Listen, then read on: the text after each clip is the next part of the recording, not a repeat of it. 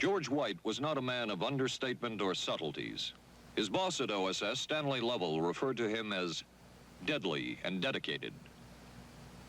In this note from White's diaries, it says, "Call Lovell regarding TD." TD was a rather transparent cover for Truth Drug. George White worked with the Truth Drug Committee here at St. Elizabeth's Hospital in the nation's capital.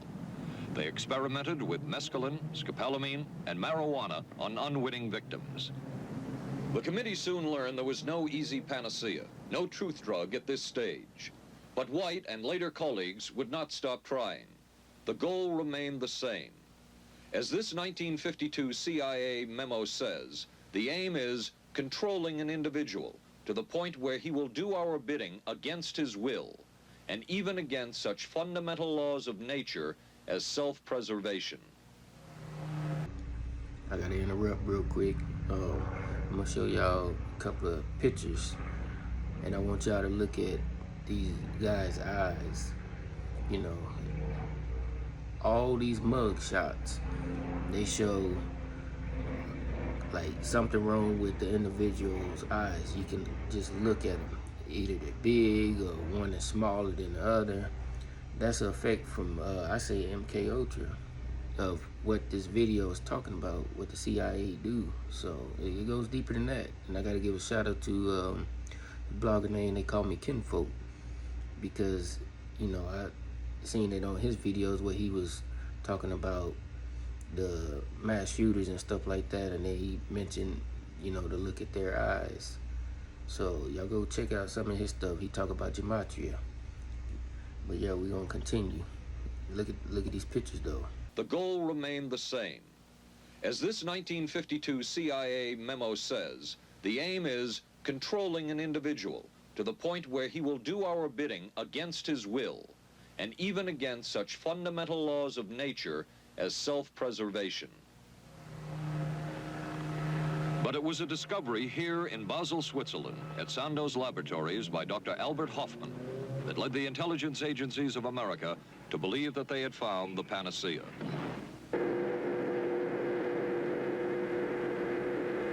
The discovery was lysergic acid diethylamide, LSD. The film that you see is considered by many experts to be the closest illustration of the effects of a hallucinogenic. It was one of the first times that anybody had run into a powerful drug that was different than anything else that they knew anything about. John Gittinger, recently retired chief psychologist for the CIA. This is the first time Gittinger has been interviewed publicly. We could disable a whole city by putting a very small amount on a water supply. After all of these years of us, those of us who are involved in looking for this secret drug, this was the only thing that began to look for the first time like it might be something like that. The CIA's interest in LSD was intense. The worry was that the Russians would get hold of it. Were the Soviets into LSD?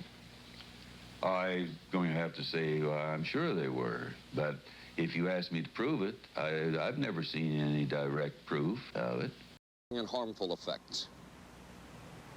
The best-known case is that of this man, Frank Olson, a chemist employed by the Army Chemical Corps, who in 1953 was slipped LSD unknowingly at a meeting with CIA officials. Shortly after that, Olson went into severe depression. He ended his life at this New York hotel by diving through a shaded closed window in his 10th floor room. Frank Olson was the first known fatality in the CIA's LSD program. Olson left behind a widow, Alice, and 3 children, but it would be years before they learned the real story of his death. Shortly after his suicide, Alice Olson was visited by Dr. Sidney Gottlieb, the man who had administered the drug, and by Robert Lashbrook, his deputy, who was the last person with Frank Olson the night of his death. It was probably to check me out and see whether I was handling myself and handling the situation, whether I was hysterical. And I'm sure they left the house feeling ever so much better because I had been gracious and hospitable to them, so that I must have played right into their hand and made them feel fine. 23 years later, how did you feel about that meeting? My anger was unbelievable at how I had been duped for this length of time, and the anguish which was unnecessary. Anyone who knew during all of those years never told Alice Olson the real story of her husband's death. She would discover it by accident more than 2 decades later. In essence, it was a 22-year-long cover-up. Lyman Kirkpatrick was Inspector General of the CIA at the time of Frank Olson's death. But had not the Olson case occurred within the secret confines of the CIA, would not this case have been a prosecutable case? Perhaps manslaughter? I would think very definitely prosecutable, and certainly from the point of view of Mr. Olson, why it should probably have been actionable. Frank Olson's suicide slowed down the CIA's testing of LSD and other drugs, but only momentarily. Dr. James Moore, a University of Delaware chemist, secretly served the CIA preparing deadly chemicals on short notice. Moore was instructed to get close to Olson and accompany him on another trip to Mexico to get the magic mushrooms. Internal documents show the CIA felt a drug derived from the mushrooms could remain an agency secret. What in the world were they looking for with the magic mushrooms? I think the best answer to that is that they were looking for fundamental information on compounds that would be capable of causing changes in behavior, changes in mental attitude. Did you ever consider what would have happened if any of these substances were given to, say, unwitting people? Oh, I don't remember having considered that specifically. What if I trust perhaps you've thought about it. Well, I haven't worried about it. Your question again, what would I have thought had I known that any of these substances would have been given to unwitting persons? You mean a hostile agent of another government? No, I mean think that was probably one of the things they had in mind. I mean testing it out on an American citizen. I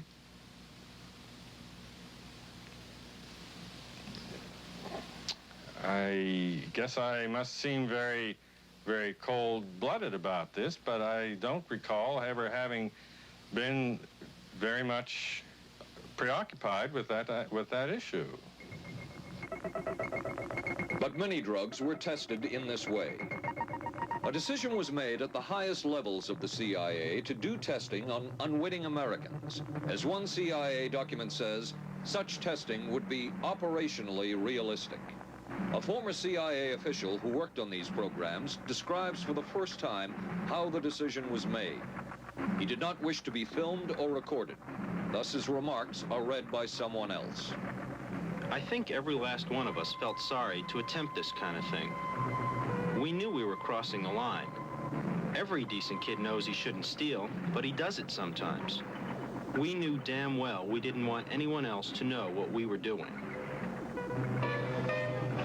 The decision was made to do testing on unwitting victims. It was decided they should be on the fringes of society because they were most vulnerable. It was the borderline underworld, prostitutes, drug addicts, and other small-timers who would be powerless to seek any kind of revenge in case they found out. And as their predecessors had a decade earlier, the CIA turned to George White for help. White was now a high-ranking narcotics official, and by this time, the stories about George White were legendary. So the waiter says, "You may help you, monsieur?" And George White was busy talking with me. Paid no attention to the waiter, so the waiter tapped him on the shoulder, says, "May I help you, monsieur?" George White turned around, whipped his gun out, and stuck it in the guy's face like this in this crowded restaurant.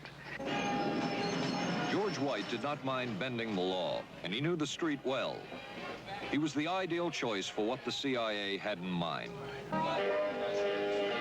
We were Ivy League, white, middle class. We were naive, totally naive about this, and he felt pretty expert. He knew the whores, the pimps, the people who brought in the drugs.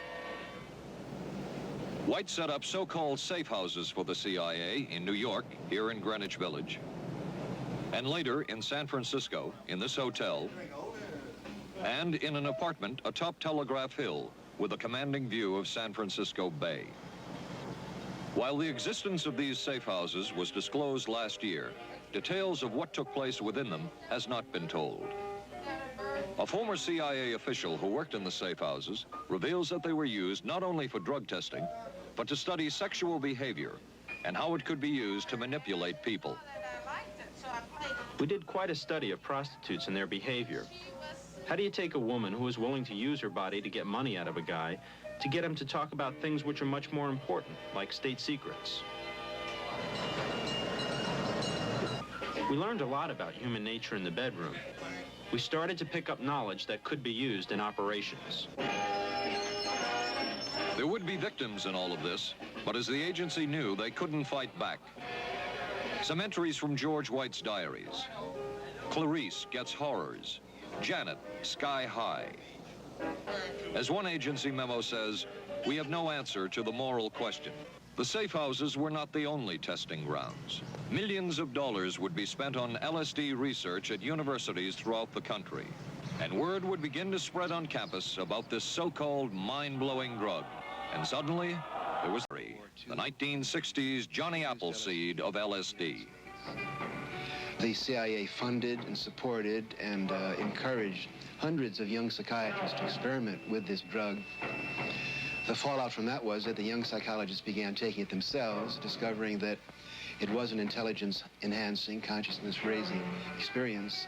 I know that some of the studies in which the CIA had supported used as subjects people who later became strong proselytizers of LSD. So, in that sense, yes, I think it did sustain the perpetuation of the use of the drug. And it's rather ironic, isn't it? The counter case that I would make in relationship to that is to remember that the people who were doing the research were people who would be doing the research regardless of who was the sponsor.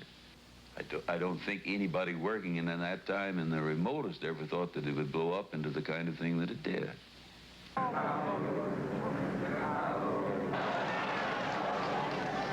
History will judge the role of the CIA and other intelligence agencies in unwittingly contributing to the counterculture of the 60s through their intense interest in LSD and other hallucinogenics.